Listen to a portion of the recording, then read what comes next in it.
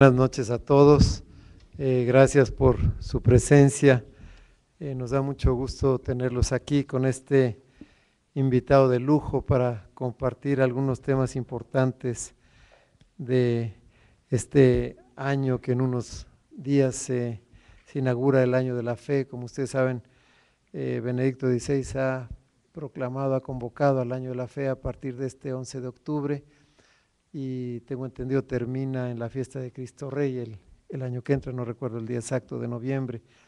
Estamos pues muy contentos de tenerlos aquí. Como ustedes saben, el IMDOSOC se ha preocupado siempre, se ha caracterizado por ser un lugar de encuentro, un lugar en donde haya un diálogo sincero para todos los temas que consideramos importantes en doctrina social cristiana, y pues que nos brinden elementos para una mejor formación y que nos ayuden sobre todo también al compromiso de la transformación de nuestra sociedad.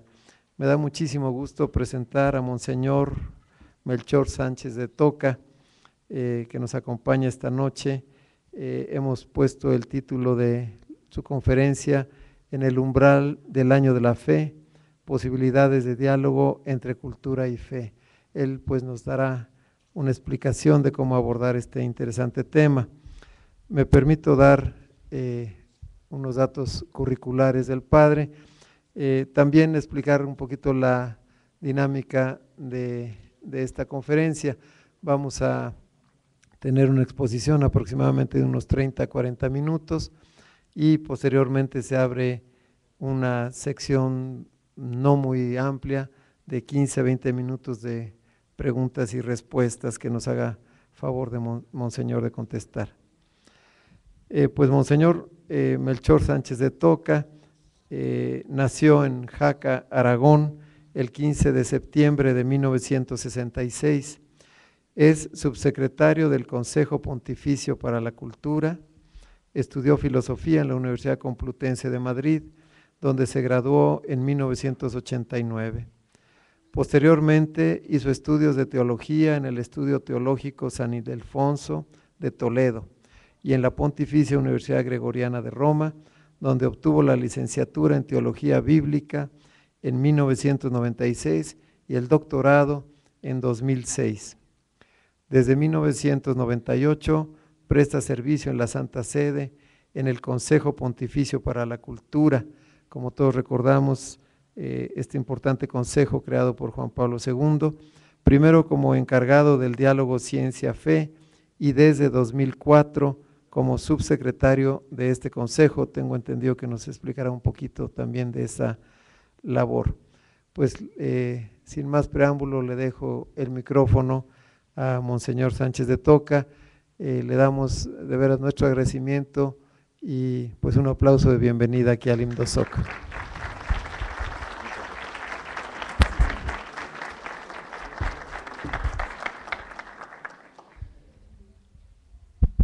Muchas gracias, buenas tardes. En estos casos, después de una presentación tan generosa como la que acaban de hacerme, yo también estoy deseando escucharme, a ver qué voy a decir. En realidad, aparte del título, que quizás sea un poco pretencioso, quisiera presentarles muy brevemente, porque así me lo pidieron, qué es el Consejo Pontificio de la Cultura, a qué se dedica, a qué misión responde, para entrar después en el tema que yo había preparado. He preparado aquí un texto que tendré mucho gusto en dejarles para su lectura y que no voy a leer por entero, sino que me servirá como guión para esta intervención, que espero no sea muy larga. El Consejo Pontificio de la Cultura, periodísticamente llamado a veces el Ministerio de Cultura de la Santa Sede, acaba de cumplir 30 años de su fundación.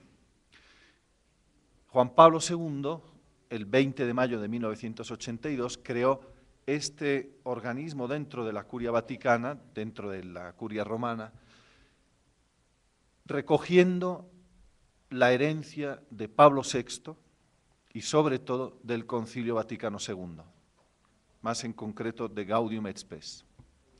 Digo esto porque es importante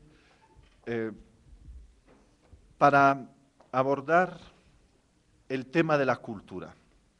El Concilio Vaticano II, como saben, dedicó una constitución a la Iglesia en el mundo de hoy, conocida como Gaudium et Spes, que recoge, me parece a mí, en mayor medida que las otras, el espíritu, el impulso, el deseo pastoral de los padres del concilio de una iglesia abierta al mundo.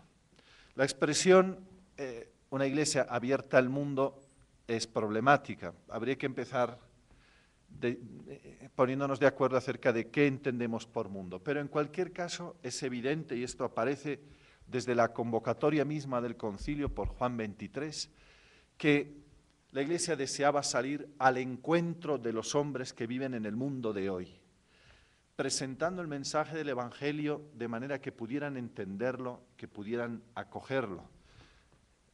Es paradigmático el discurso de apertura del concilio de Juan XXIII, el 11 de octubre de 1962, del que pronto celebraremos 50 años.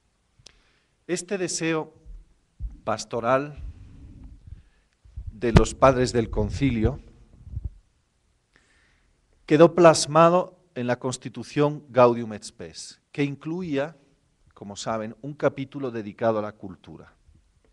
Un capítulo que pasó desapercibido en aquellos años en los que la atención estaba acaparada por las grandes cuestiones de la paz, el hambre en el mundo, la familia, el desarrollo, lo que periodísticamente se llamaba the pill and the bomb, la píldora y la bomba, que eran los grandes temas. Sin embargo, en realidad, toda la primera parte de esa Constitución es una reflexión acerca de las relaciones entre la Iglesia y la cultura.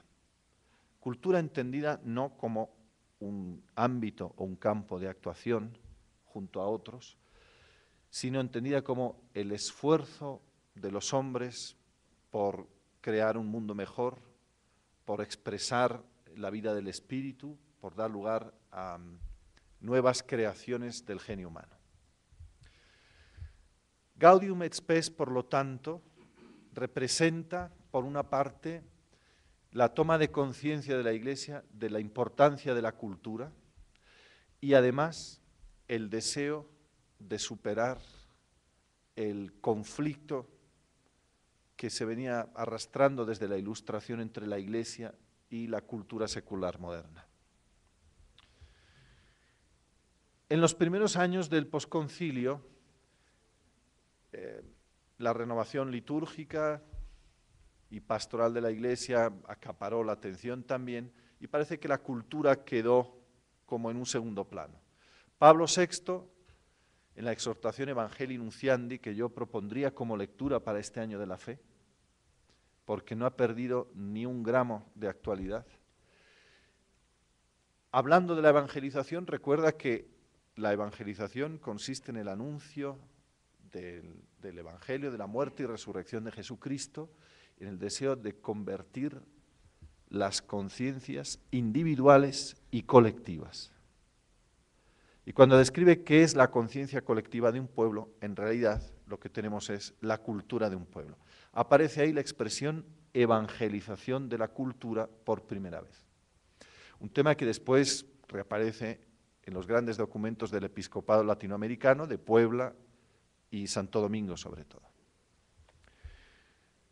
Todo esto, esta reflexión de la Iglesia acerca de sus relaciones con la cultura contemporánea, acaba cristalizando con Juan Pablo II en este organismo que es el Consejo Pontificio de la Cultura en 1982. Y no es casual que Juan Pablo II, que crea el Consejo Pontificio de la Cultura, hubiese intervenido en la redacción de Gaudium et Spes. Y el mismo Karol Wojtyła, joven arzobispo de Cracovia, tenía 42 años cuando se abrió el concilio. Llevó a cabo en su diócesis uno de los programas más completos de transformación de la Iglesia, de aplicación del Concilio Vaticano II. Parte de este programa de actuación del concilio en su diócesis implicaba la relación con el mundo de la cultura. Y él mismo mantenía encuentros con intelectuales, artistas, médicos, creadores. Un encuentro muy franco. Conocemos el carácter de Juan Pablo II, que no tenía miedo a nada y se reunía con la gente del mundo de la cultura, que no es un ambiente fácil. Cuando elegido sumo pontífice en 1979 comienza a presentar su programa pastoral, la cultura, el mundo de la cultura, ocupa una prioridad junto a dos temas, el año 79, delicados. Uno de ellos, la reforma de la curia, y el otro, las finanzas del Vaticano. Estaba a punto de estallar el caso Marcinkus. Para que nos demos cuenta de el puesto que ocupaba la preocupación por la cultura en el proyecto pastoral de Juan Pablo II. Todo esto se plasma en la creación del Consejo Pontificio de la Cultura en 1982. ¿Cuál es la misión del Consejo?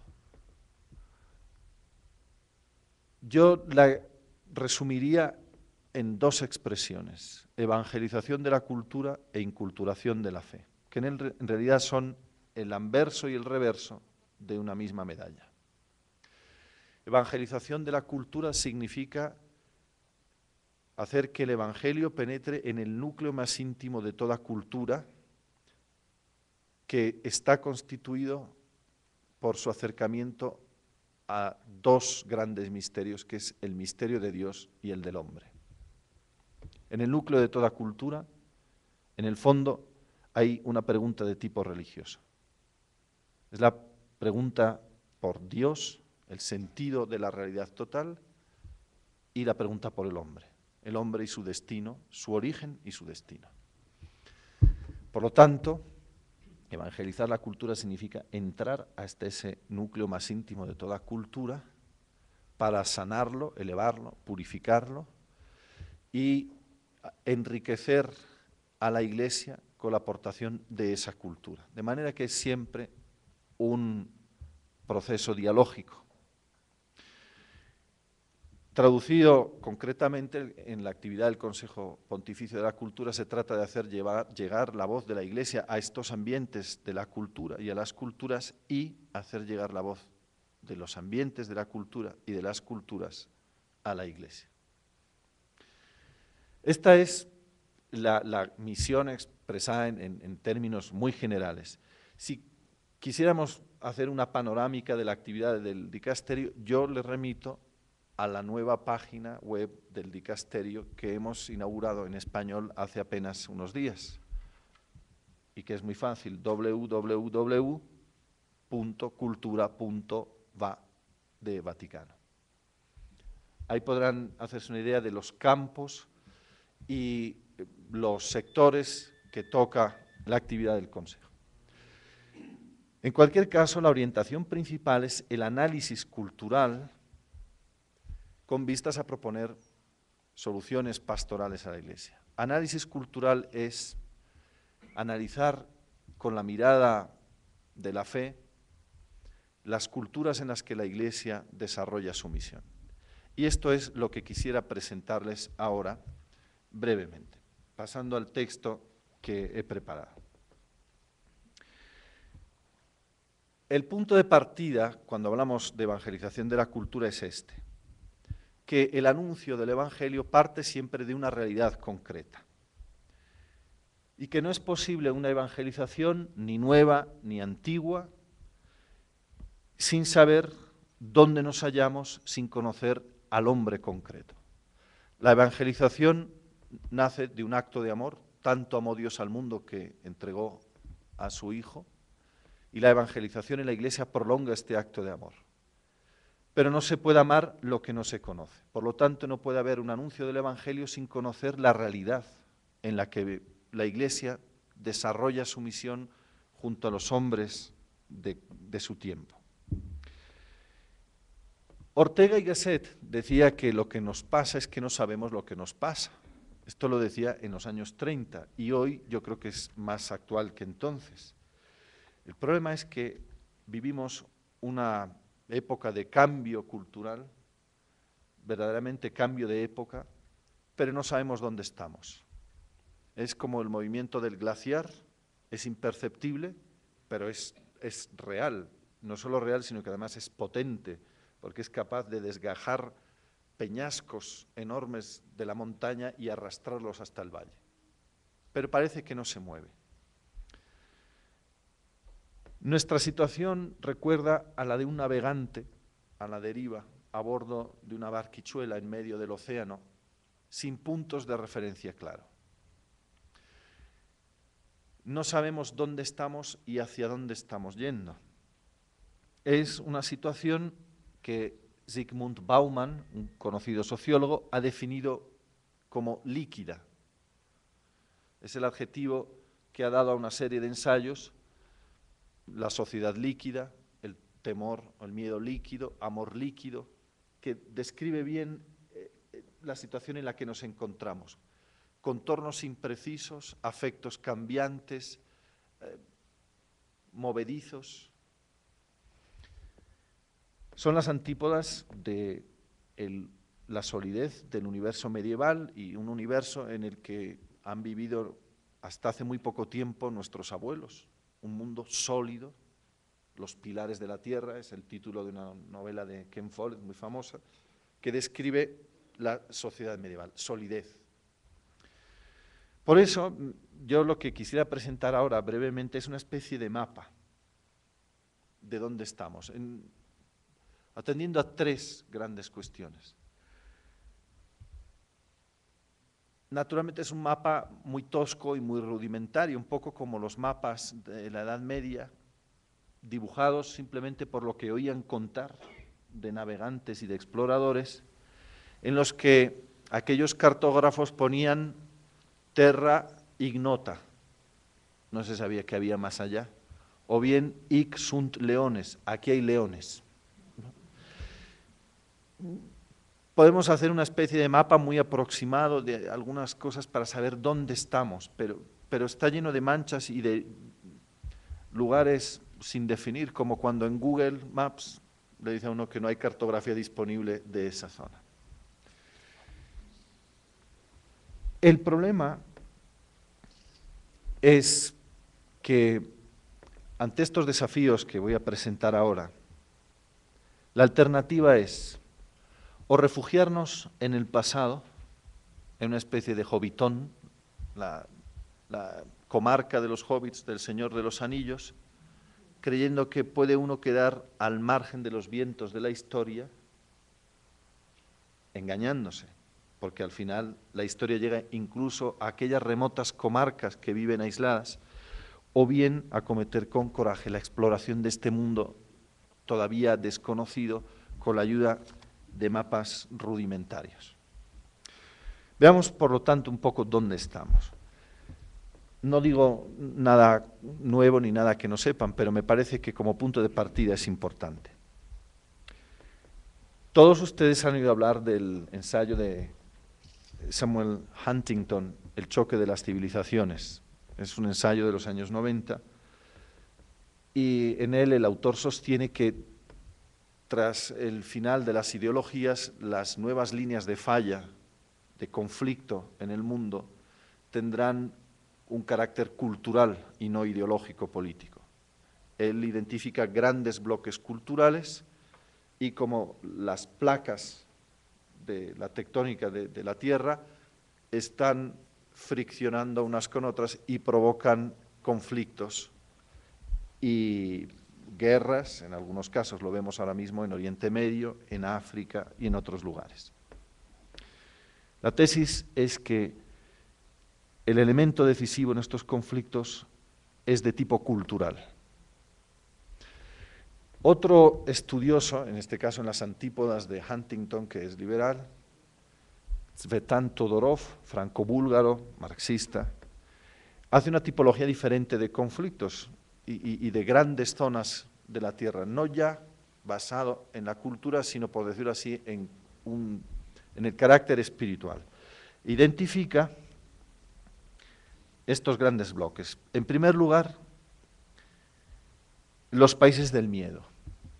El occidente rico, que domina el mundo y que siente, sin embargo, que el piso se le está moviendo, la crisis económica lo demuestra, siente que sus niveles de prosperidad se resquebrajan ante la presión de la economía de los países emergentes y de la emigración. El segundo bloque, los países del apetito, China e India sobre todo, podríamos incluir también a Brasil y a México, que son como adolescentes en plena etapa de crecimiento con una voracidad insaciable que consumen todo lo que encuentran. Y los países del resentimiento, los países islámicos, que no se sienten ni amados ni aceptados y expresan su resentimiento hacia Occidente con un rechazo hacia la modernidad. Habría que añadir los países del hambre, abandonados en la cuneta de la historia, África, abandonada a su suerte y objeto de un nuevo reparto por parte de las grandes potencias. Es interesante el análisis que hace, porque la categoría que en realidad une estos grandes bloques es el miedo. Y el miedo es una de las características de nuestro tiempo. Aparecen nuevos miedos, el miedo a la destrucción total del planeta, causada no ya por la hecatombe nuclear, como en los años de la Guerra Fría. Todos recordamos, porque hemos crecido con el miedo a la catástrofe nuclear, a la destrucción mutua asegurada. Bueno, este miedo ha dejado lugar a otros miedos. El miedo al agotamiento de los recursos del planeta y a la desertificación, el miedo a una catástrofe ecológica irreversible, el miedo incluso a la desaparición de la vida en la Tierra causado por un meteorito. Son los nuevos miedos que afloran en la conciencia de la gente. Y es muy significativo que aparezca en la literatura, que es como un anticipo de lo que después la filosofía y la reflexión tematiza racionalmente, la cuestión del final de la humanidad. Solo dos ejemplos. De Cormac McCarthy, La carretera o la ruta, The Road, del que han hecho una película reciente, que trata de un planeta Tierra devastado por un cataclismo, no se sabe provocado por qué, si un meteorito o una guerra atómica, que ha dejado la Tierra asolada, con pocos hombres que sobreviven, teniendo que alimentarse de lo que quedó antes del cataclismo o comiéndose unos a otros. En otra novela, en este caso, Libertad, de Jonathan Franzen, el protagonista es un defensor convencido de la necesidad de frenar el crecimiento, de impedir el nacimiento de nuevos seres. La literatura anticipa lo que después los pensadores reflexionan y no es extraño, por tanto, que un filósofo sudafricano, David Benard, haya escrito un ensayo que se titula Mejor no haber nacido, donde dice que puesto que no podemos garantizar un futuro mejor a las generaciones que vengan, es mejor impedir que nazca nadie. Lo que hay detrás, en el fondo, es el miedo. Miedo a la propia humanidad. El hombre se siente prisionero de sus propias realizaciones y conquistas. Evidentemente son situaciones extremas, pero la experiencia muestra cómo posiciones que al principio eran extravagantes y marginales acaban ganando espacio en la opinión común, en la mentalidad de todos y se convierten en parte del imaginario colectivo de las sociedades. Un segundo ejemplo de esta situación en la que nos encontramos es lo que se refiere al hombre mismo, humano y posthumano. No voy a entrar en muchos detalles, pero estamos asistiendo a una revolución cultural en el campo de la medicina gracias a la aplicación exitosa de terapias a base de células madre adultas, no embrionales. Y gracias a terapias génicas y los increíbles avances de la técnica en la medicina.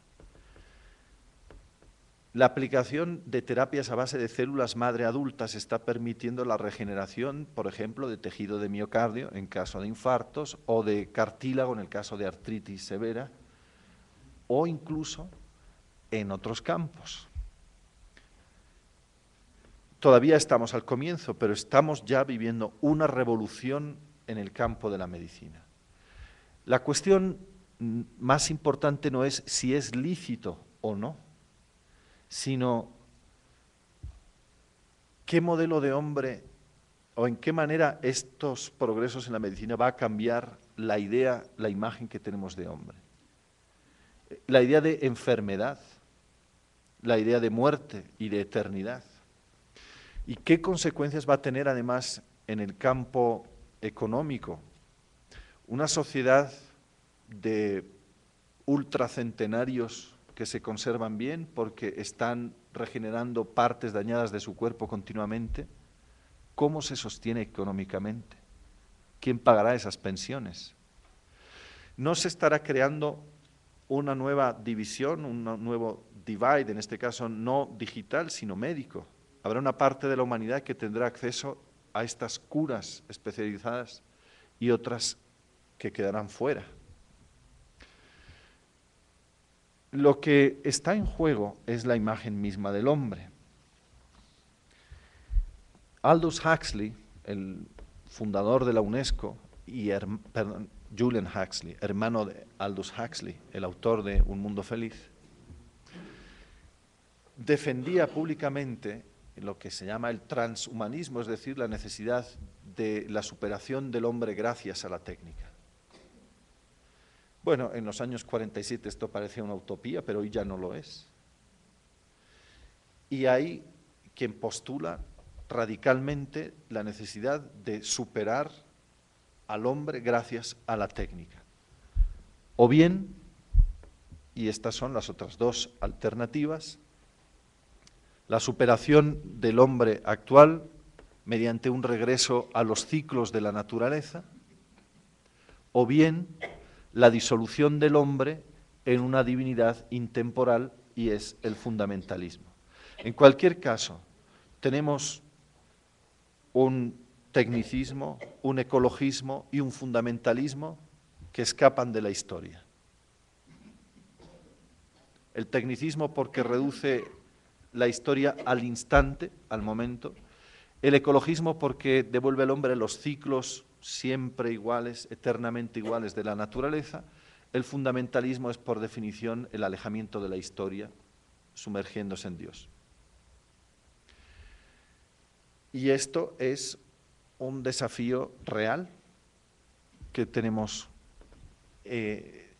aquí mismo. No hace falta irse muy lejos. La reviviscencia de los cultos y las religiones precristianas en América Latina, en forma de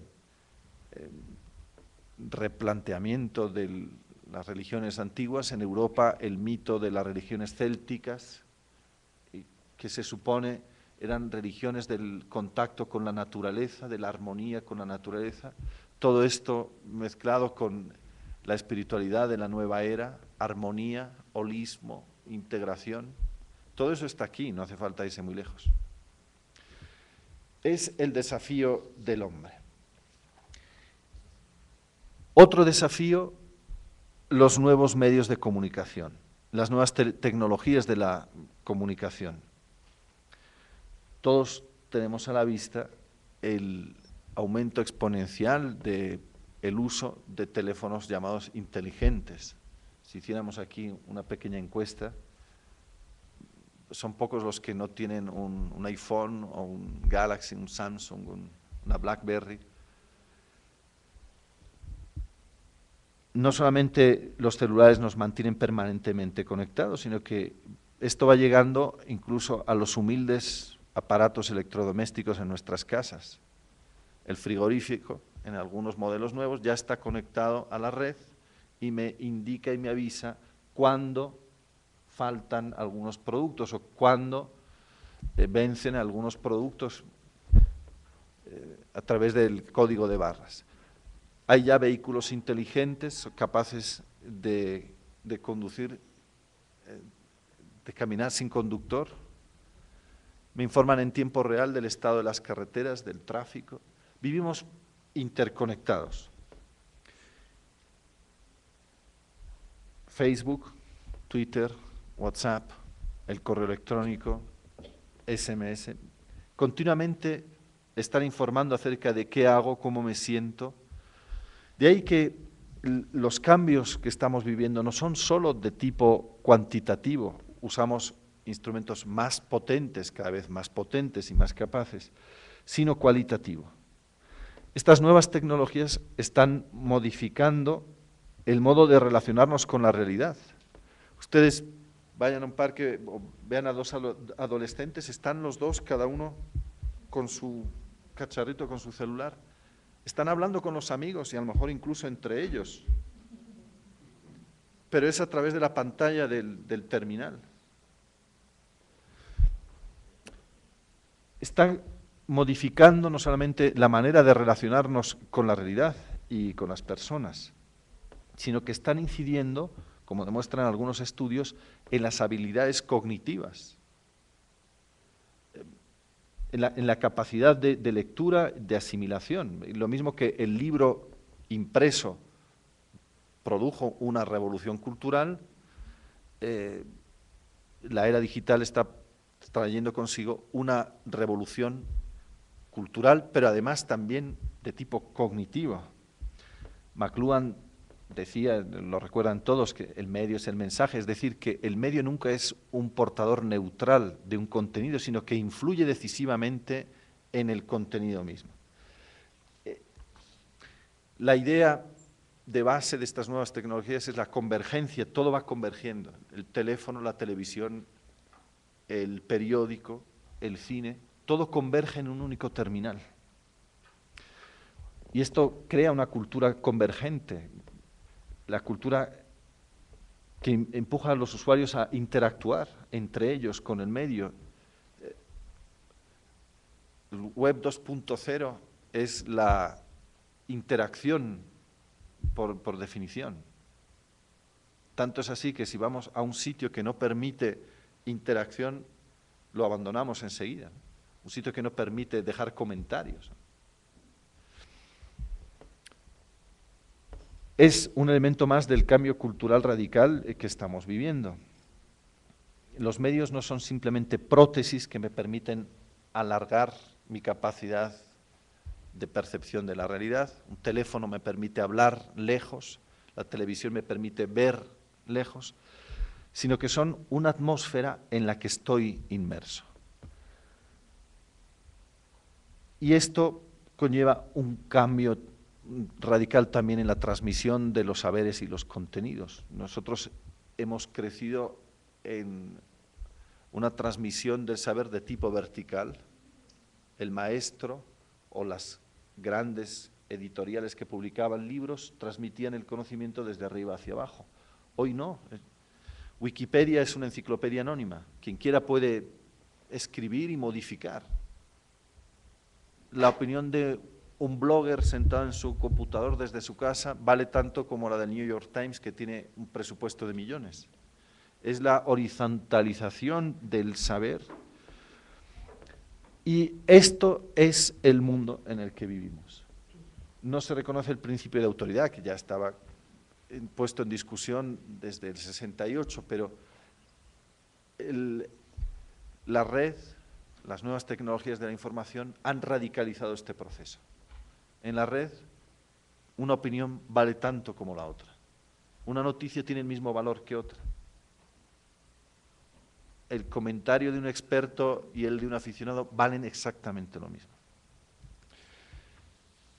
Estos son elementos negativos, pero que ofrecen inmensas potencialidades. Ahora, la pregunta, y voy pasando hacia el final de esta intervención, es, en este cuadro donde hemos visto apenas 2 o 3 manchitas, 2 o 3 lugares que hemos podido explorar en medio de un continente completamente desconocido, es qué lugar hay para la fe cristiana en este nuevo continente en el que nos estamos adentrando.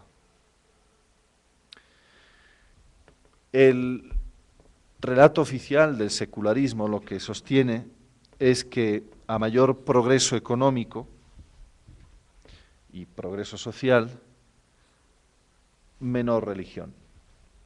La religión pertenece a un estado infantil o imperfecto de la humanidad que se supera a medida que se alcanzan nuevas cotas de desarrollo intelectual, económico y social.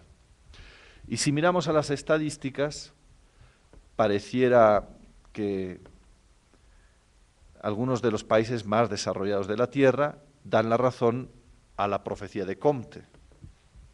Suecia, una de las sociedades más desarrolladas del planeta, es una de las que tiene los índices más bajos de participación religiosa y de autoidentificación religiosa.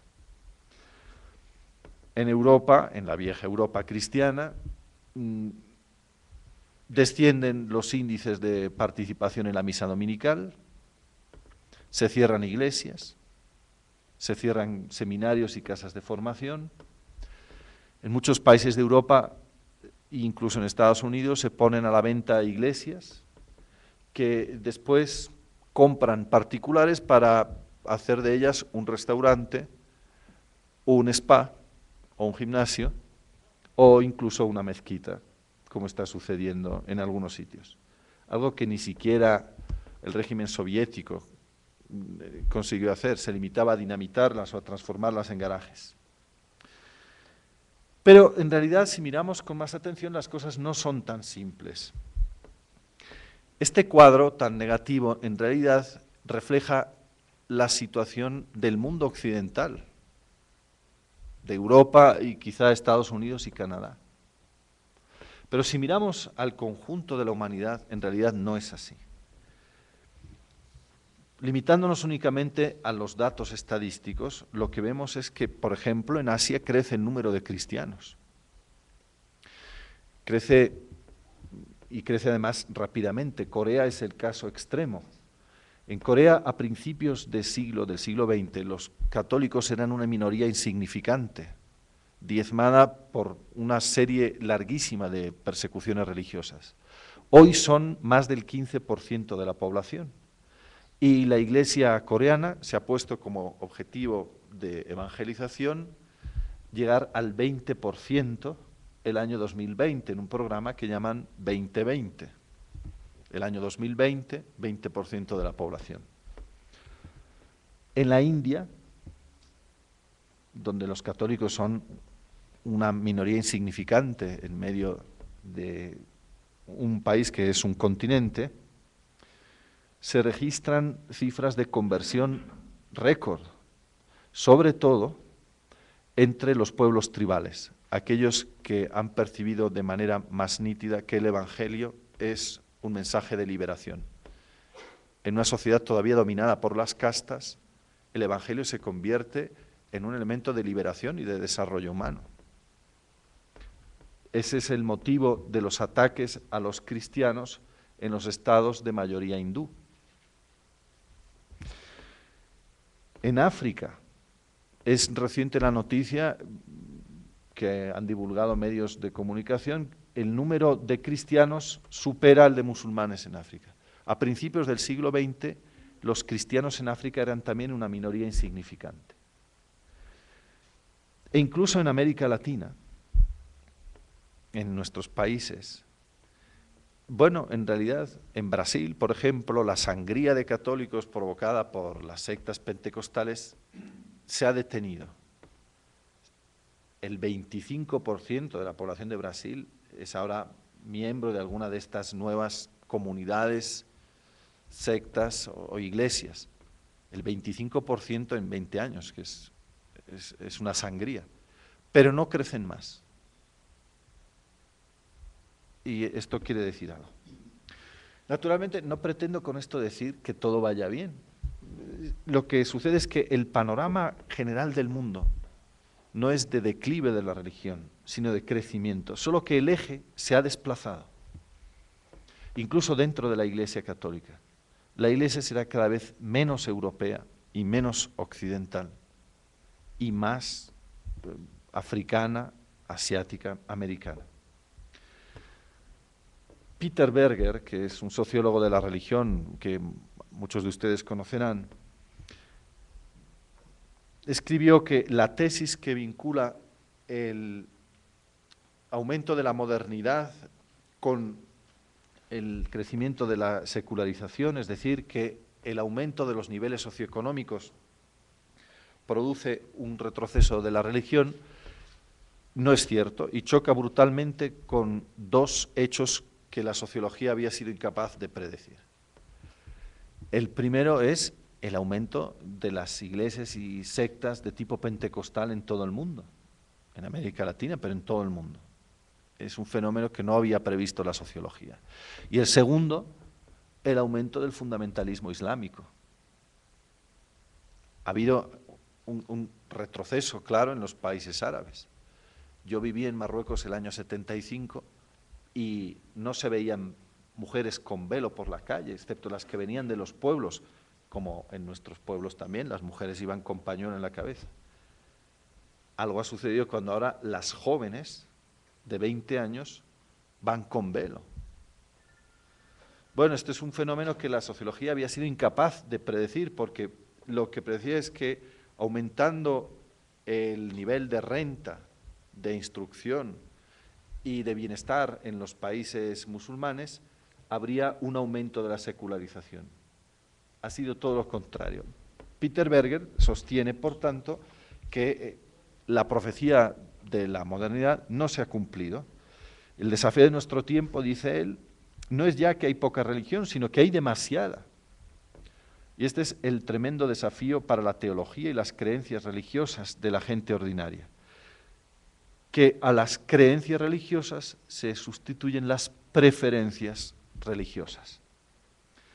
Y Charles Taylor, otro estudioso de la secularización, en su obra más conocida, que se llama A Secular Age, dice, como Berger, que en realidad las profecías de la desaparición de la religión con la modernidad han fracasado estrepitosamente. Comprender la secularización es un fenómeno más complejo, es una revolución de la sensibilidad cultural, no simplemente un proceso sociológicamente previsible. El proceso de la modernidad comporta cambios en la manera de vivir la religión, esto es cierto, no en el sentido de que desaparece, sino que se modifica. Y él dice que la mutación que se produce es el paso de una percepción del tiempo que antes se veía como un tiempo vertical de relación con la trascendencia a un tiempo, por primera vez en la historia, de tipo horizontal. En segundo lugar, la afirmación de la vida ordinaria y, en tercer lugar, la afirmación del individuo y de nuevas formas de interioridad. Lo que sucede no es que la religión desaparece, sino que cambia su eje y tiende a convertirse en algo interior.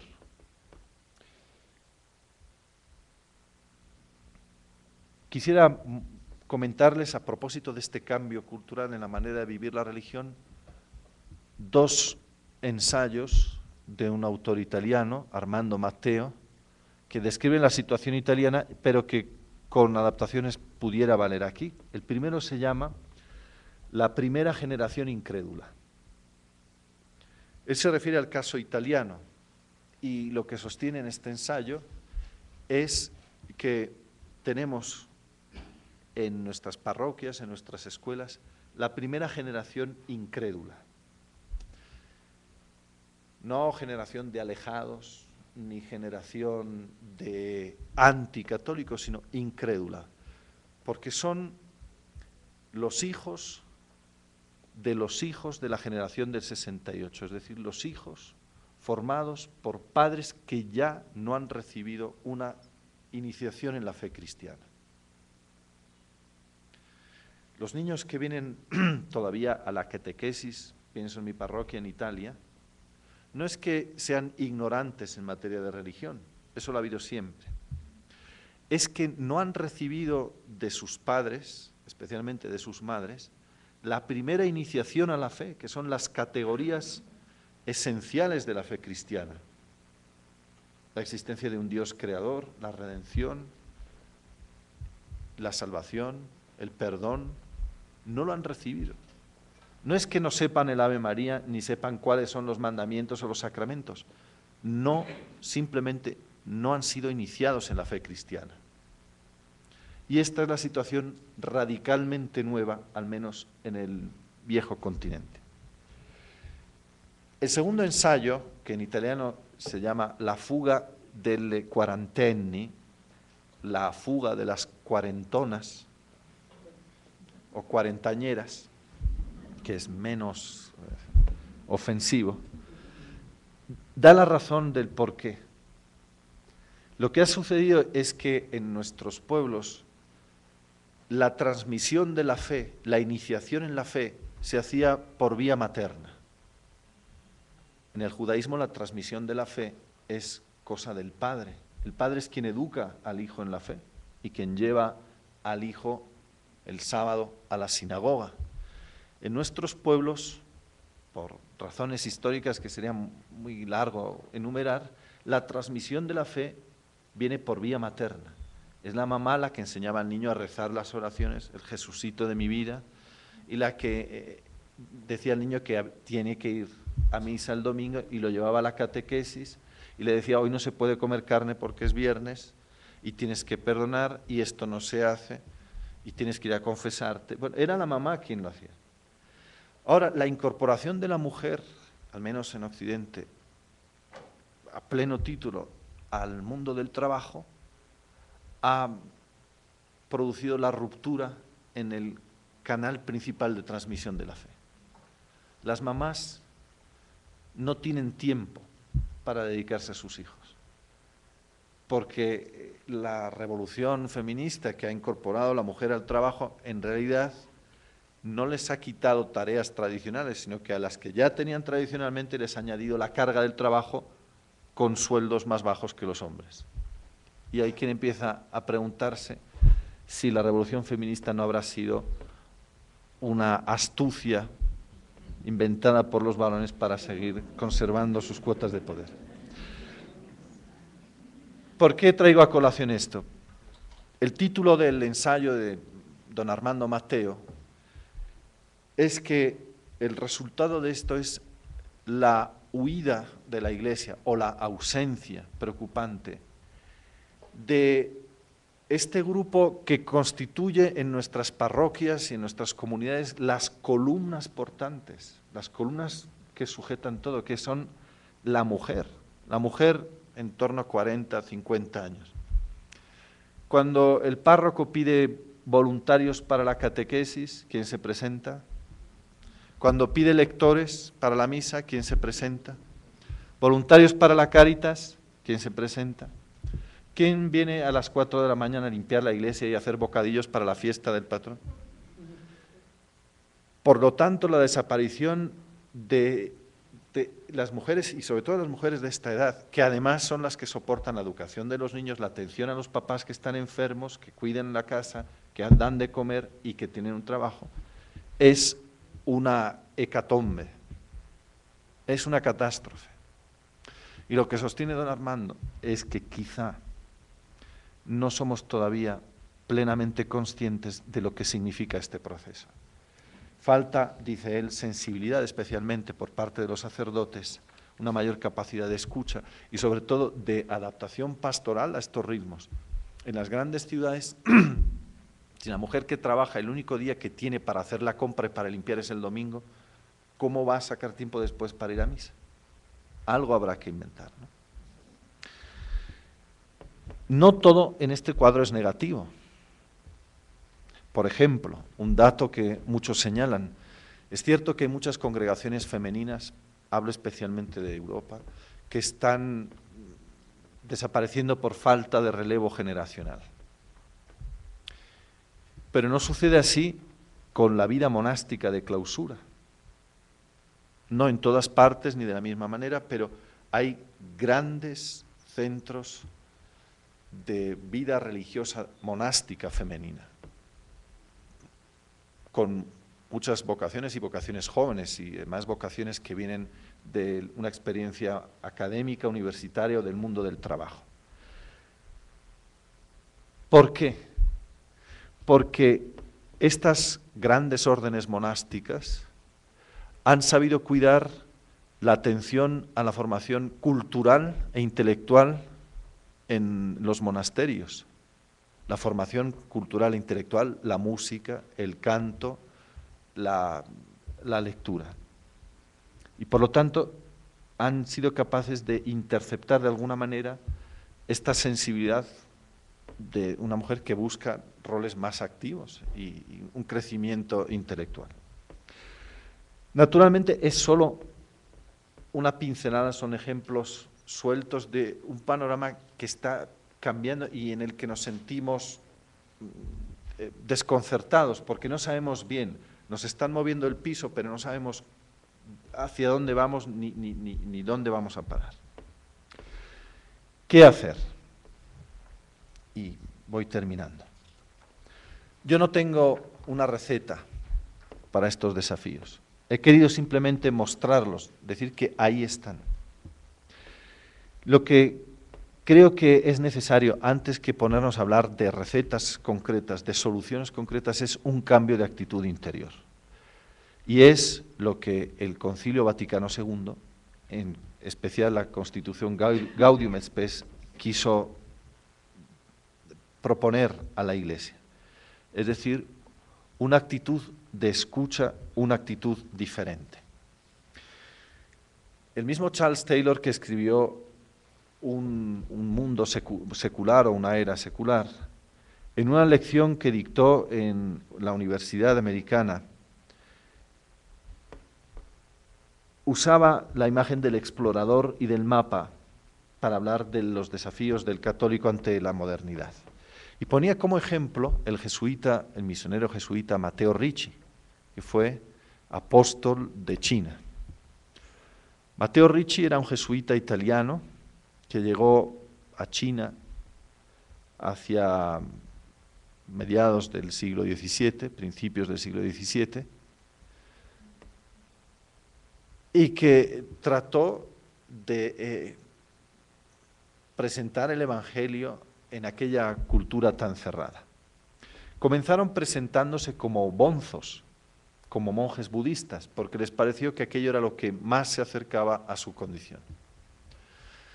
No dio ningún resultado, porque los bonzos, los monjes, eran tenidos en muy escasa consideración por parte de la intelectualidad china. Entonces, Matteo Ricci cambió de estrategia y se presentó como mandarín, es decir, como hombre de ciencia y de cultura.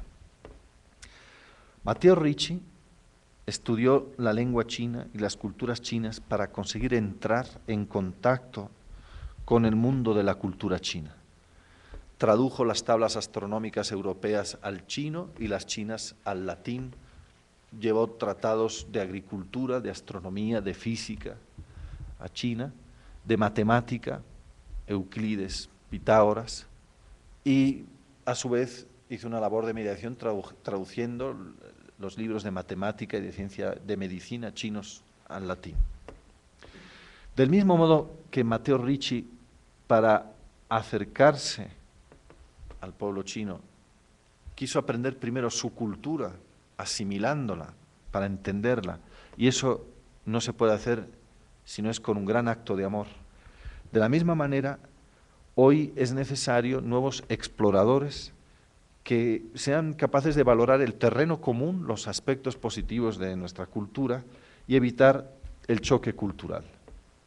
Esto significa evitar los dos modelos opuestos, el del humanismo secular excluyente y el proyecto del regreso al pasado, a una cristiandad idealizada que seguramente es mejor en nuestros recuerdos que en la realidad de los hechos. Como en tiempos de Matteo Ricci, en esta época y en esta sociedad en la que vivimos, el Evangelio, la predicación, tiene que responder a los valores que en esta cultura son de alguna manera un signo y un reflejo de la vida de Dios, de una aspiración a una plenitud que ella no puede darse. La capacidad de captar en cada cultura las semillas de verdad escondidas también en esta cultura, también en esta generación, porque todos los seres humanos son creados a imagen y semejanza de Dios y por tanto son capaces de verdad, de belleza y de bien. Es inútil lamentarse por los tiempos pasados.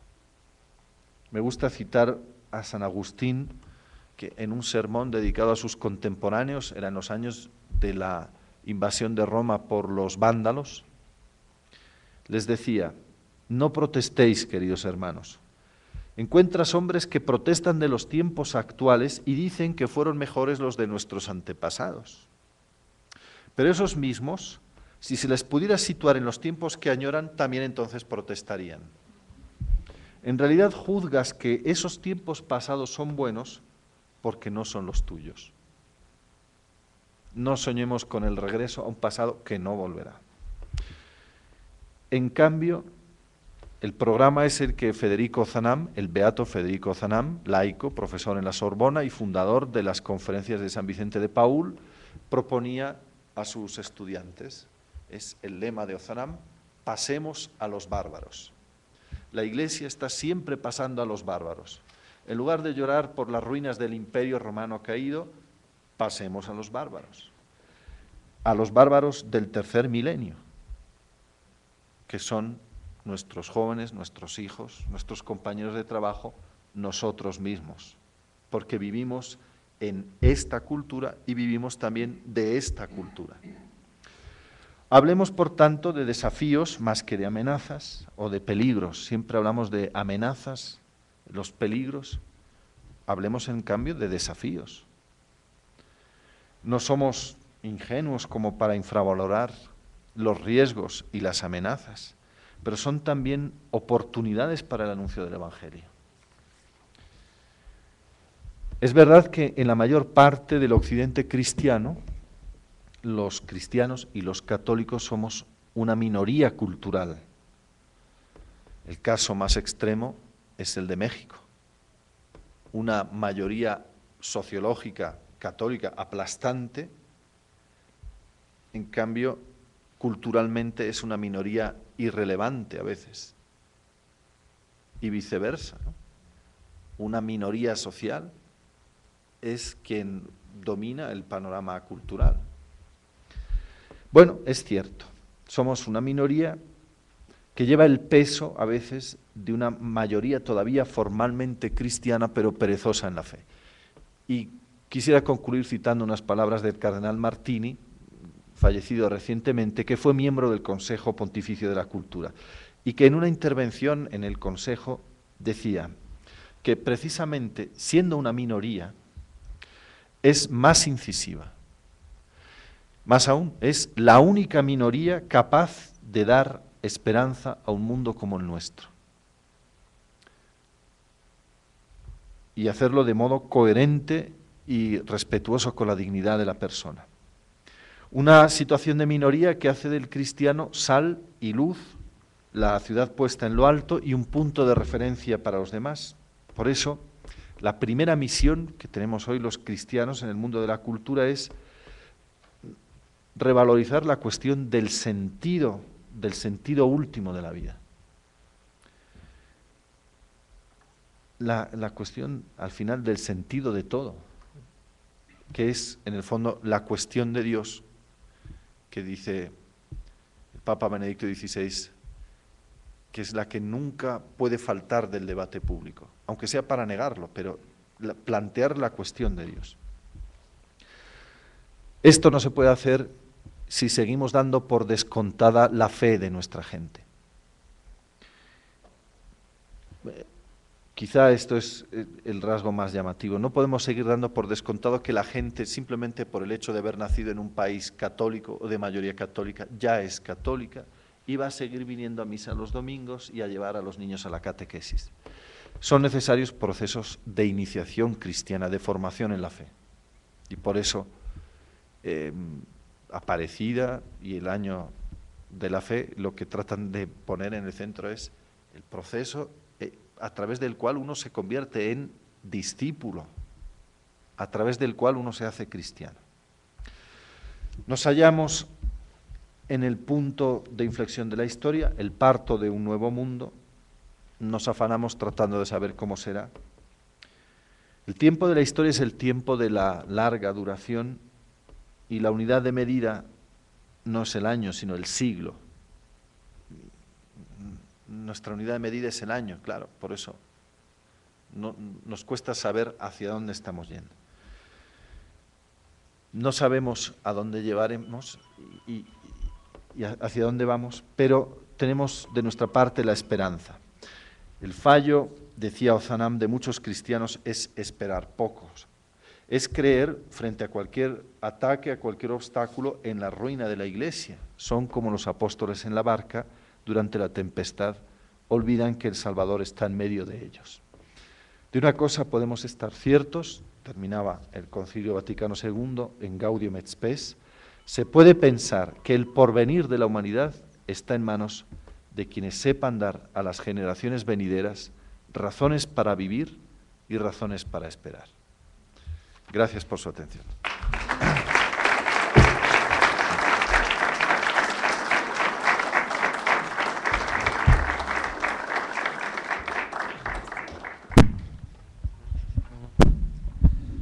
Pues muchísimas gracias a Monseñor Melchor por su interesantísima exposición.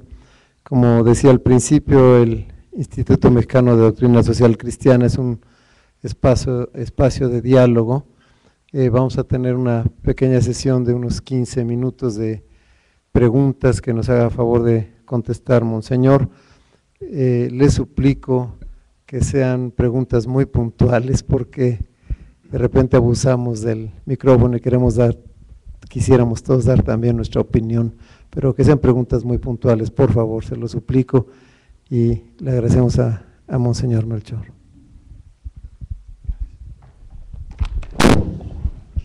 Ay.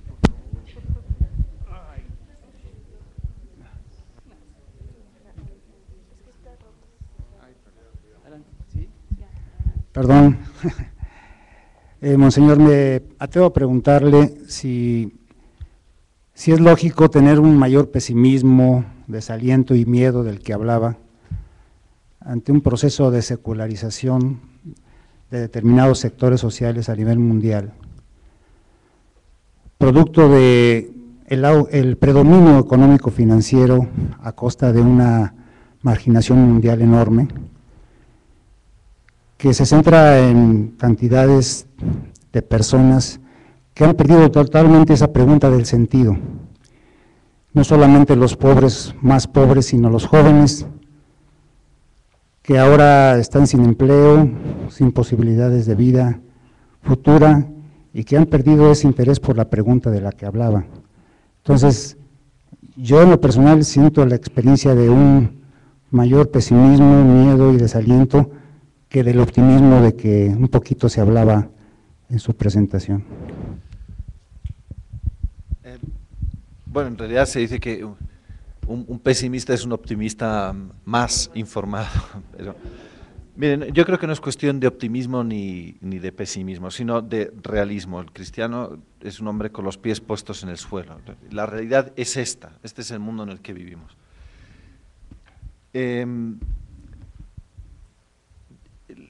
A ver, lo que he tratado de decir es que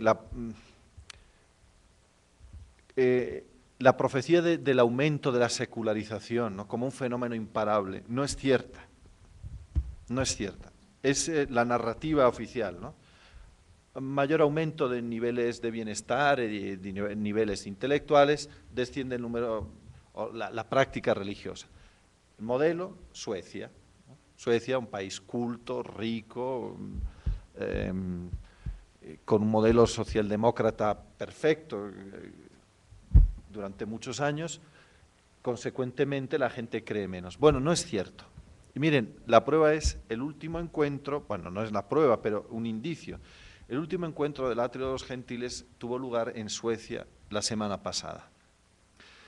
Son encuentros entre creyentes y no creyentes. Este ha sido un encuentro que ha organizado la Iglesia Luterana Sueca, recogiendo una invitación del Papa, de la Iglesia Católica y del Papa, organizado con la Academia, la Real Academia Suecia de Ciencias, que es quien otorga los premios Nobel, y que es, como la UNAM, podríamos decir, un santuario de laicidad donde no entra ni un átomo de religión. Bueno, el tema de la discusión era precisamente Dios. No la religión ni las iglesias, sino Dios. En Suecia es el único tabú social que se mantiene. Se puede hablar de cualquier cosa en público con los amigos, de la vida sexual, la vida íntima, no es un problema. De lo único que no se puede hablar porque es de mal gusto es de Dios y de religión.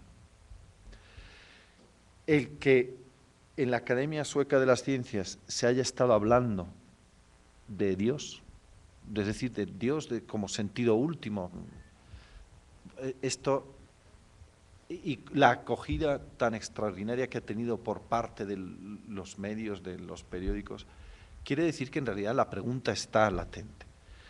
La pregunta por el sentido último está latente, a veces está cubierta debajo de una capa de cenizas y emerge en las fracturas de la vida, en los momentos de crisis, que es cuando la vida te golpea con una enfermedad, con la pérdida del trabajo, con un fracaso personal, ¿no? En ese momento emerge. Y yo creo que nuestra misión a veces es simplemente estar esperando pacientemente a que emerjan estas grandes, la pregunta, porque es al final la pregunta por el sentido, y se puede vivir sin muchas cosas, pero no sin un sentido de la vida. A veces esta pregunta está como adormecida.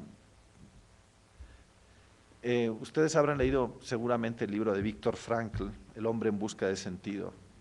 Él cuenta que en los campos de concentración, era muy curioso, los que lograban sobrevivir no eran aquellos que eran físicamente más fuertes, sino aquellos que eran capaces de dar un sentido al absurdo, al sinsentido radical que es un campo de concentración.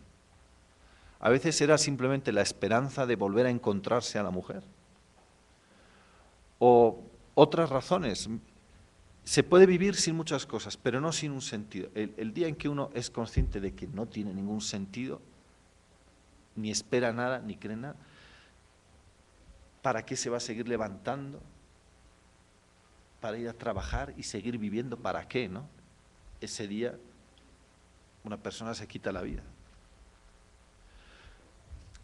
Y pasando del ámbito personal, existencial, al cultural, yo creo que se trata de volver a plantear la cuestión de Dios. Saber, en el fondo, cuál es el sentido de este mundo, ¿sí? ¿De dónde venimos? Si en el origen de todo hay algo irracional o si en cambio hay un ser personal. Y no hay más alternativa. Y yo en esto soy optimista.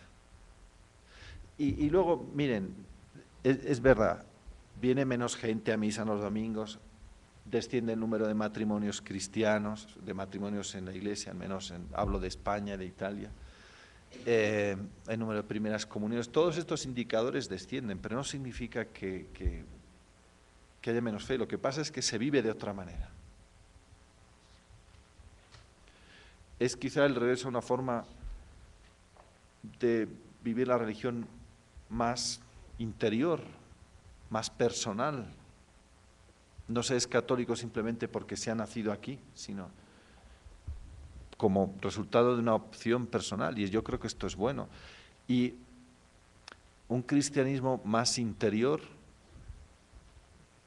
tiene toda la tradición agustiniana, la mística de nuestra parte, ¿no?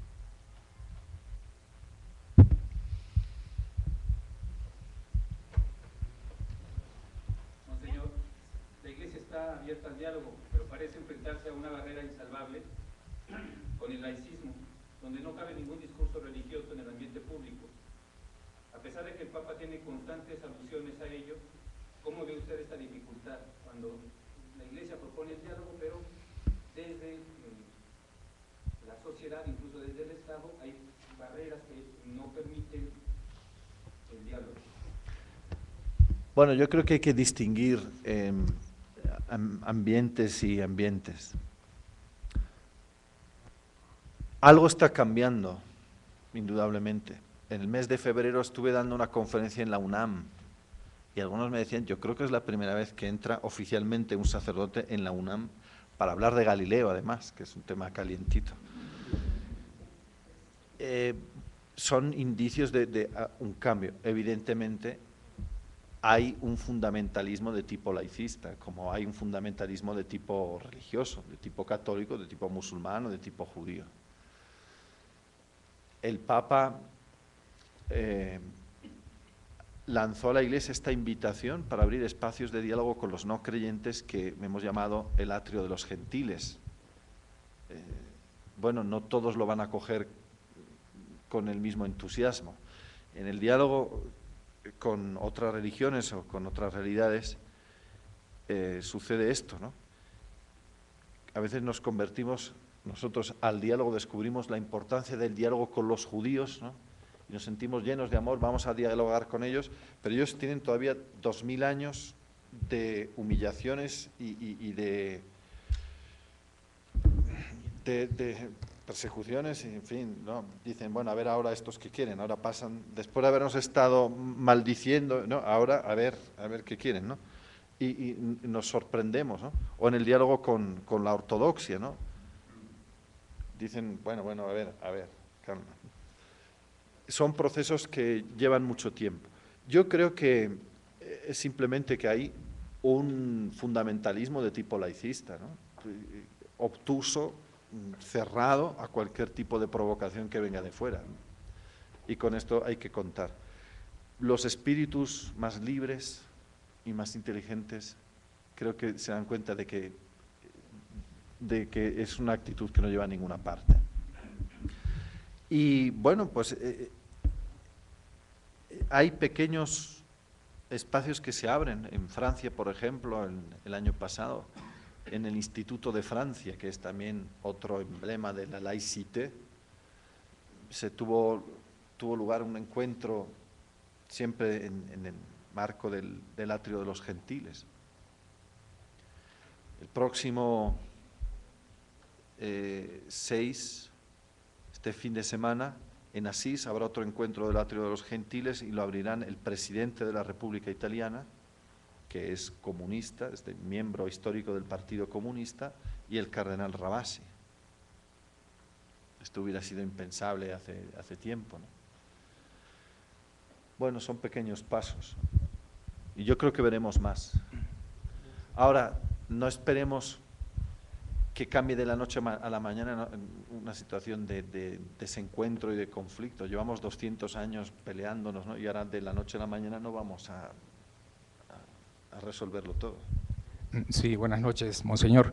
Una pregunta hablando del reto, desafío que tiene la Iglesia, en el sentido inverso que decía de inculturizar, creo que por la fe. La Iglesia, por ejemplo, en México, siendo un mosaico enorme de culturas y donde la velocidad del cambio en los valores, en mucho tipo en la cultura, justamente, pues requiere como que de mucha velocidad por parte de una institución como la Iglesia, concretamente los sacerdotes.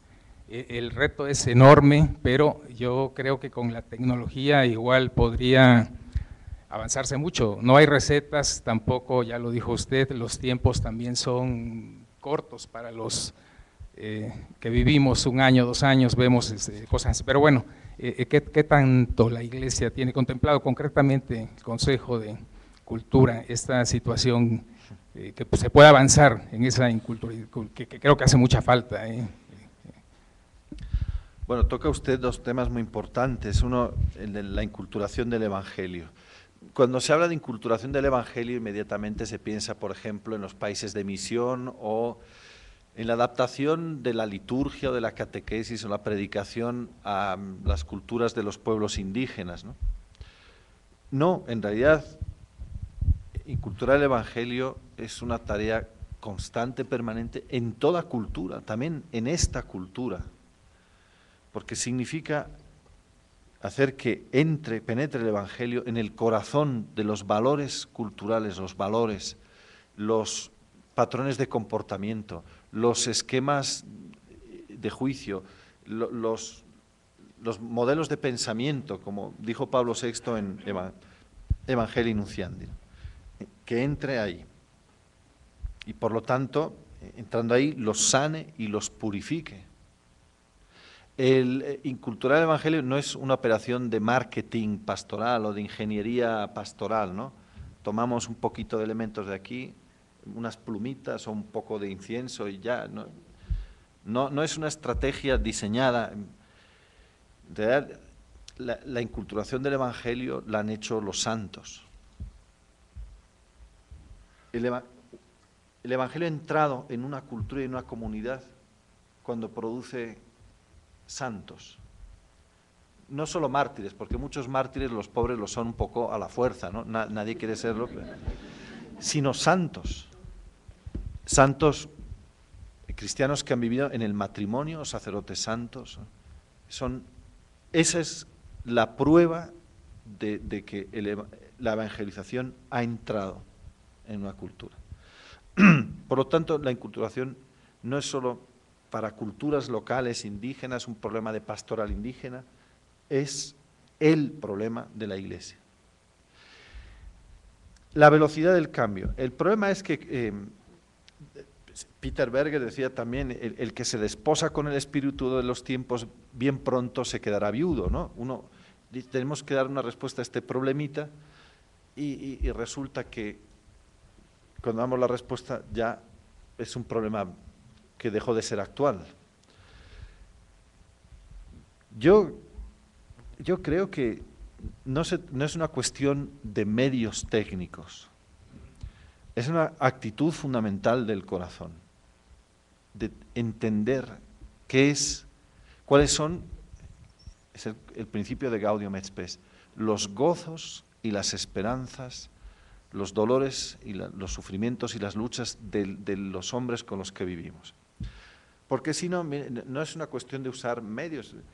Si yo hago la página web de la parroquia y la utilizo simplemente para poner una musiquita de fondo horrible y el horario de misas, estoy utilizando un medio muy avanzado, pero no he entendido la lógica de ese medio. La lógica de ese medio es Web 2.0, significa es el espacio de la interactuabilidad total. Por lo tanto, que prolongo la parroquia en la red y dejo espacio para que la gente haga preguntas, intervenga. Claro, en el momento en que dejo la posibilidad de que haya comentarios, me tengo que esperar de todo.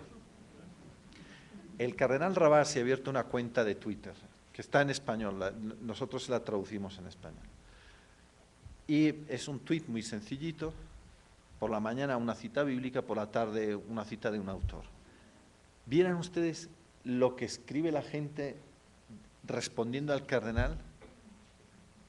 Es terrible. Bueno, pero eso es. Bueno, quiero decir que no es un problema de medios, sino de comprender la lógica que está detrás de los medios.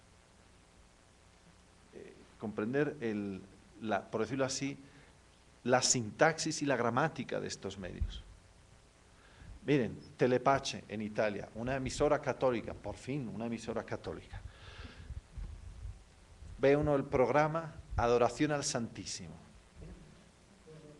Un plano único, imagen fija durante 1 hora, la cámara encuadra el Santísimo Sacramento. Es muy bueno, muy piadoso y a mucha gente mayor que está en su casa le ayuda mucho. Eso no es usar un medio moderno para transmitir el Evangelio.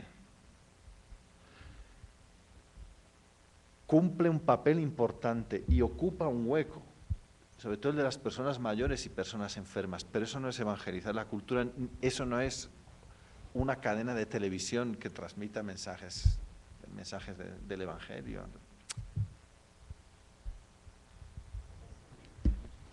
Monseñor, buenas noches. Tocó un tema que para mí en lo personal muy inquietante, de preocupación, y es la incredulidad en los jóvenes, provocada por la falta de orientación, educación de los padres. Yo veo que ese es el motivo, aquí lo llamamos en México como el teléfono descompuesto. Unos fueron educados en una forma, y los siguientes al 90%, y los siguientes al 90% del 90%, y así sucesivamente, lo que da por resultado que los jóvenes actuales pues tengan una nula o deficiente educación religiosa. Dándose cuenta ustedes de este problema a nivel que lo ven, ¿qué sistema han pensado establecer? Llamémosle sistema, recomendaciones, para abatir ese problema, dado que pues ya lo estamos conociendo. Bueno, yo no tengo una respuesta, ni tengo la receta.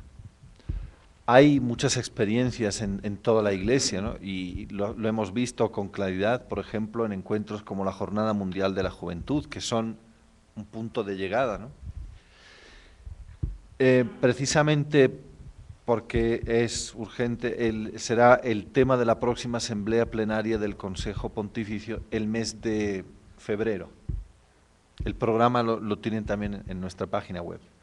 Ahora, el problema no son los jóvenes, el problema es que han faltado los educadores en la fe, que los canales habituales de transmisión de la fe se han roto. El más importante de ellos, porque es el más cercano, era la familia. Y dentro de la familia, principalmente la madre. La madre es quien transmitía la fe, no tanto los contenidos, porque eso venía después en la catequesis. Era, ¿cómo decirlo?, las estructuras fundamentales de la fe. Es decir, que yo soy criatura, que existe un Dios creador, juez de vivos y muertos, las estructuras esenciales de la vida cristiana, el perdón, la generosidad. La mamá que le decía al niño, pídele perdón a tu hermano, ¿no? Las oraciones, bueno, esto se ha roto. Los otros dos canales eran fundamentalmente la predicación y el tercero, me parece a mí, que era la catequesis y la enseñanza, pero se ha roto el canal de la transmisión en la familia. La predicación, que ocupaba un papel muy importante antes en las iglesias, estaban los grandes sermones, hoy se ha quedado reducida a una homilía de 10 minutos. Más de 10 minutos ya la gente empieza a mirar el reloj. Cuando se dice, en lugar de mover los corazones, comienza a mover a las personas en las bancas. Y sobre todo, no podemos competir en una homilía de 10 minutos con la gran predicación constante, masiva, atractiva, invadente de la televisión. En 10 minutos tenemos que explicar el Evangelio, que tiene a veces cosas difíciles, aplicarlo a la vida actual, comentar algún hecho de actualidad, y hacerlo además de manera amena, atractiva, pedagógica, en 10 minutos. Sabiendo además que los jóvenes tienen su capacidad de atención limitada por un videoclip. Son 2 minutos y medio, un videoclip en YouTube. Más de 2 minutos y medio ya pasan así con el cursor para llegar hasta el final. No te prestan atención más de 2 minutos y medio, por lo tanto hay que configurar una homilía como 3 videoclips. Bueno, aún así eso es insignificante comparado con la catequesis constante que están recibiendo. Esto es lo que ha hecho que se haya interrumpido el proceso de transmisión de la fe. Bueno, no es que se interrumpa, es que ha cambiado, significa que tendremos que buscar otros canales. Y que muchos de estos jóvenes que hoy no creen, bueno, llegarán a la fe a través de otros canales, a través de la amistad, del testimonio de sus compañeros, sobre todo el testimonio de grandes figuras, figuras creíbles. Bueno, no desaparece, simplemente han cambiado los modos de vivir la fe y de transmitirla. Primero que nada, felicidades por aquello que nos ha dicho. Creo que todos nosotros, de una manera o de otra, aprovecharemos esto. Por otro lado, felicito al IMDOSOC por haber abierto sus puertas y por habernos invitado a asistir a esta conferencia. Sin embargo, creo que podría ser bueno que a través del mismo IMDOSOC pudiéramos tener la oportunidad en el gran panorama de hacer que esto que aquí hemos escuchado pueda llegar a otras personas. Seguramente hicieron a lo mejor 500 o 1000 invitaciones y estamos aquí 90 o 100 personas, ¿verdad?, para esta gran ciudad. Entonces creo que el Instituto Mexicano de Doctrina Social Cristiana tendría que hacer algo para ver si la conferencia como tal o algún resumen o qué sé yo pudiera llegar a las personas interesadas en esto, que son muchos laicos, pero también algunos sacerdotes. Gracias.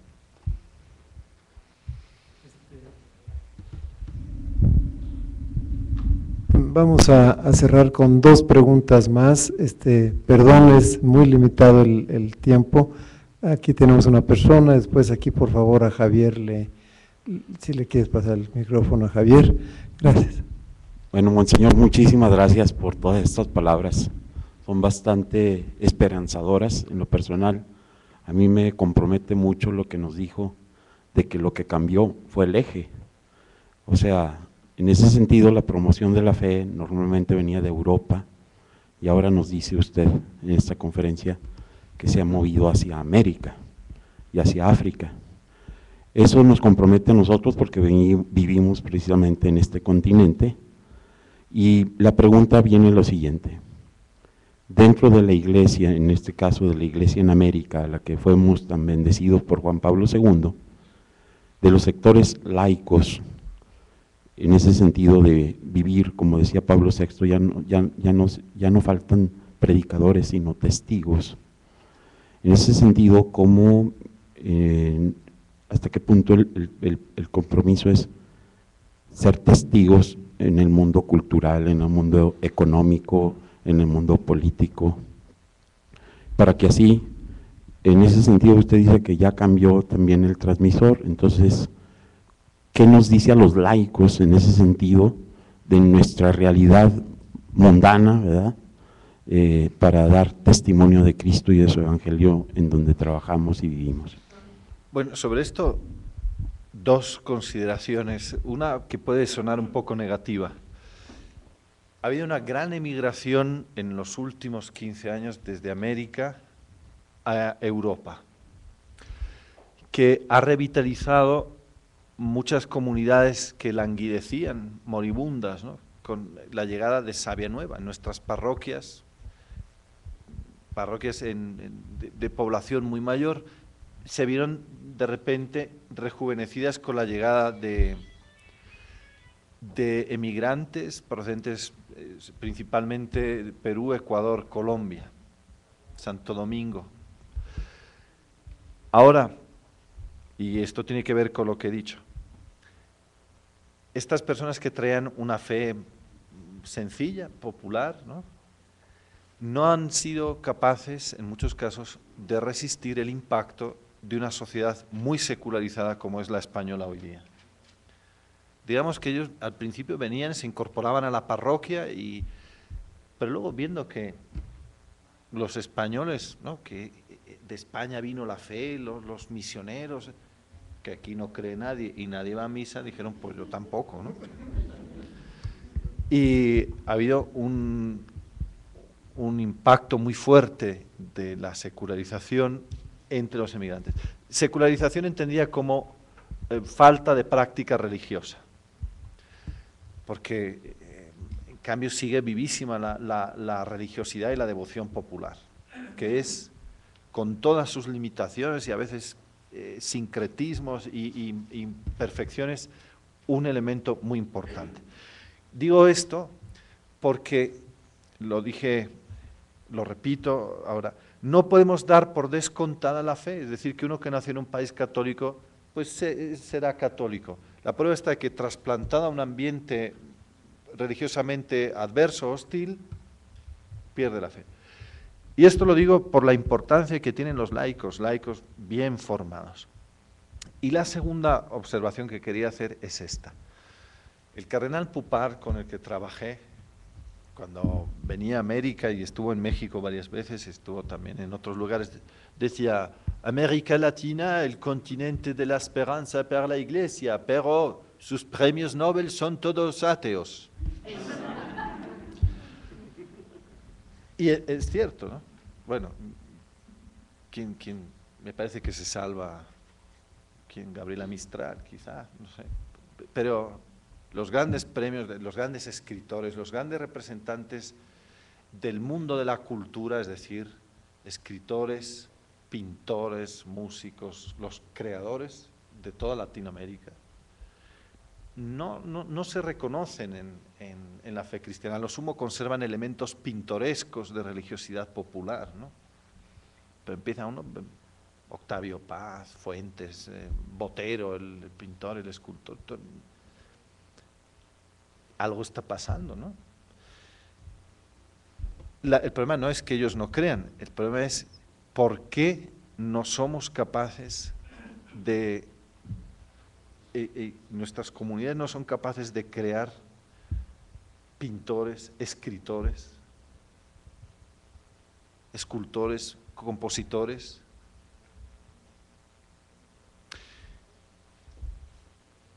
La fe cristiana ha sido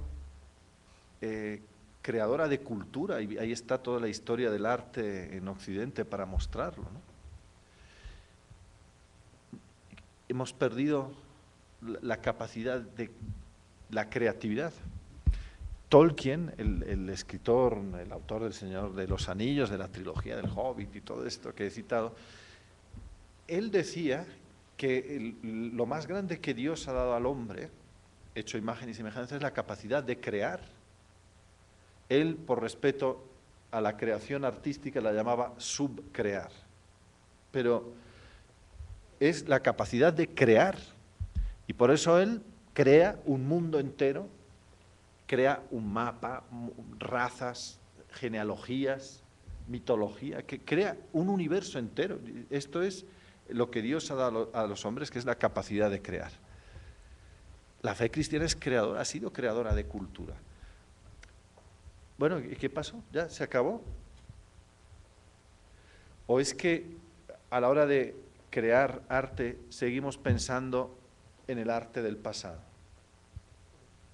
Y que, por ejemplo, a la hora de diseñar una iglesia, crear una iglesia, hay que hacer las iglesias como se hacían antes.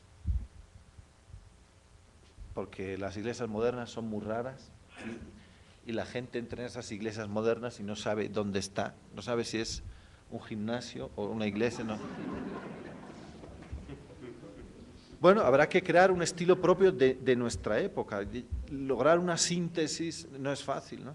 Pero hay que intentarlo. Y por eso yo creo que el compromiso de los laicos es en el campo de la cultura. Ayer estuve en una librería muy bien surtida, y viendo ensayo. No hay un escritor católico. Es posible que no haya un solo ensayista o un novelista. Esto es lo que falta. Un comentario. Recientemente leí un estudio de Estados Unidos que hacen mucha estadística ante jóvenes que estaban en la iglesia y que seguían pues, alguna norma católica por voluntad propia. Y descubrieron que, eso como antecedente común, sus papás los llevaban a misa. Y eran los que los sacaban de la cama y vamos a misa primero y luego hacemos otra cosa. Entonces, nosotros hemos puesto la apuesta religiosa en las mujeres y quien parece que centra timón son los hombres. Y lo hemos como que dejado de lado, ¿no? Eso es como un comentarín por ahí para reforzar a los judíos que hacen su papel muy bien. Bueno, yo creo que aquí es donde se ve la complementariedad del varón y la mujer en el matrimonio, ¿no? La transmisión de la fe es una misión de los dos, de los esposos, ¿no? Tiene connotaciones diferentes. Se llama lengua materna a lo que habla uno, porque es lo que aprende de la mamá, no del padre. Lengua materna es lo que el niño aprende de su madre. La lengua que hable la madre es la que va a aprender el niño. Lo que transmite la madre queda marcado a fuego en el inconsciente para siempre. Las oraciones, el Jesucito de mi vida, eso queda ahí para siempre. Yo recuerdo, acompañé a mi abuelo, que murió con 103 años, mi abuelo era más bien rojillo, era masoncete, no era un ateazo, pero en fin, fue católico distraído, ¿no? Bueno, murió con 103 años. Yo lo acompañé y le decía, abuelo, Dios te salve, llena eres de gracia. Rezaba lo que su madre le había enseñado. Él no había rezado en su vida adulta. Eso queda marcado a fuego, porque toca también las fibras de la emotividad. La lengua materna y lo que transmite la madre toca las fibras de la emoción. En cambio, lo que viene por parte del padre, como es lógico, toca otros registros de la personalidad. Y aquí es fundamental la figura del padre, la referencia del padre.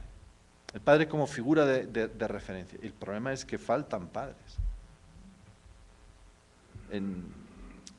Es uno de los problemas más graves en la pedagogía, en las escuelas. Falta la figura de un varón con el cual el joven se mire, ¿no? Que normalmente es el padre o un tío mayor o el maestro o el sacerdote. E indudablemente, sobre todo en el caso de los chicos, es decir, de los hombres, el peso que tiene el ver a su padre hincado en oración, eso vale más que 1000 catequesis, ¿no? A condición de que sea una fe auténtica. Estoy totalmente de acuerdo con usted. Una disculpa por no poder dar cabida a todas las preguntas, el tiempo es un poco limitado. Muchísimas gracias, Monseñor. Y sobre el reto del alcance de la difusión de esto, que bien señala el padre Hernández Schaffler, Víctor Chávez, nuestro director, va a hacer una pequeña información. Brevemente compartirles que la presencia de Monseñor en México no solamente es para este evento, hay una multiplicidad de eventos en los que ya ha estado participando. Esta semana en la Universidad Pontificia hubo un evento importante en torno al aniversario del Concilio Vaticano II. Esta conferencia se está transmitiendo en tiempo real por internet en la página de Indosoc. Hay cámaras ocultas, entonces se pueden ustedes descubrir. Ojalá que hayan estado atentos, si no hay. Y a partir de mañana también va a estar en nuestra página web del Indosoc. Les sugiero que la vean, porque además de esta conferencia ha habido otras muy buenas conferencias que las hemos grabado y que están ahí a su disposición. También el padre nos va a hacer favor de dejar el texto escrito, de forma que se los vamos a pasar por correo electrónico a todos ustedes. Creo que podemos hacer uso de este material. Y está videograbado, o sea que también va a haber una videograbación. Ya si después de esto no se quieren enterar, pues ya está complicado.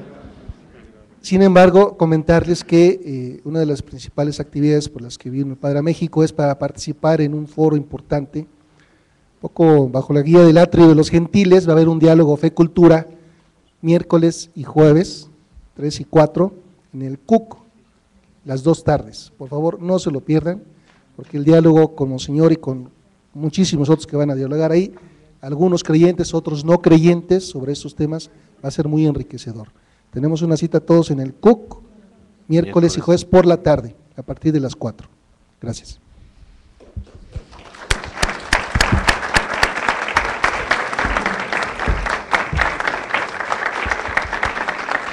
Pues muchas gracias a todos por su presencia, muy buenas noches.